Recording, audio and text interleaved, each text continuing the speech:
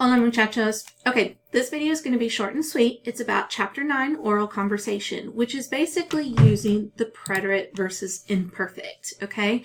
Hopefully you have done your discussion post for this week, which is the Chapter 9 discussion post. It's the very last page of your booklet, your past tense booklet, where you are kind of writing down the rules or the parameters of when to use preterite and when to use imperfect when you're speaking in the past tense in Spanish. So if you haven't done that yet, I encourage you to do your booklet first. So do the discussion, watch my video, add to your booklet, and then come back and watch this video because it's going to make a lot more sense once you've done your past tense booklet video. Okay, so here is actually number 1 in your Chapter 9 oral conversation. And really, in each picture, what you have is a story. You want to tell a story about what happened. And they give you the verbs. And you've got to use those verbs in the preterite or the imperfect to tell me what happened. And as you're narrating, you've got to look at the picture and decide, is the action, the verb, something that was a completed action in the past or maybe only happened once? Does it end in ed in English? Or is it an ongoing action in the past, which means the characters in the picture are not finished doing the action at this moment when we're telling the story. So I'm looked at number 1. Number 1, part A, you have your 2 verbs. Llevar pastel, which means to carry the cake, y cantar, which means to sing. Okay? And B, your verbs are apagar, which means to blow out, las velas, candles, and cortar. Cortar means to cut. So, when I'm looking at number 1, taking the cake to the table and singing. Alright, so it probably makes the most sense for me in my head in English to say, Jorge carried the cake to the table while everyone else was singing, Feliz Cumpleaños, happy birthday, right? So, Jorge carried the cake to the table. Carried, ed. That gives us the idea that this is a completed action. So we probably want to put that in preterite, okay? So he carried the cake to the table while everyone was singing happy birthday to her, right? Can you see that? Everyone in the table singing happy birthday and he carried the cake over. This can be like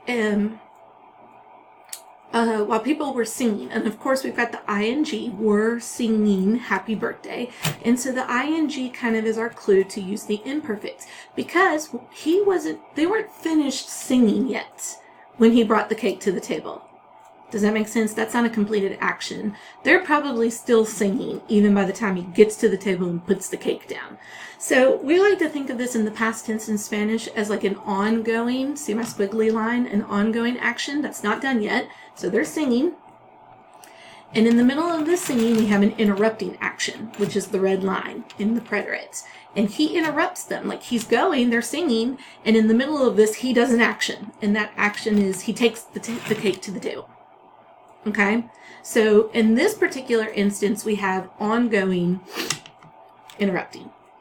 Okay? And of course, my yellow line is the imperfect, so it's ongoing. They were singing.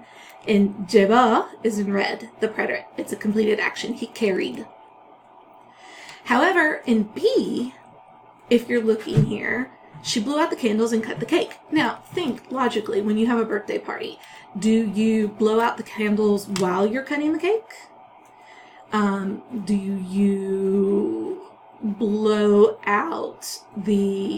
Do you cut the cake and then blow out the candles? Normally what we're going to do is we're going to blow out the candles, completed action, and then we cut the cake. And so that's what Maria did. And we have 2 separate complete actions. These are a series of events. Remember, we talked about series of events looks like sticks.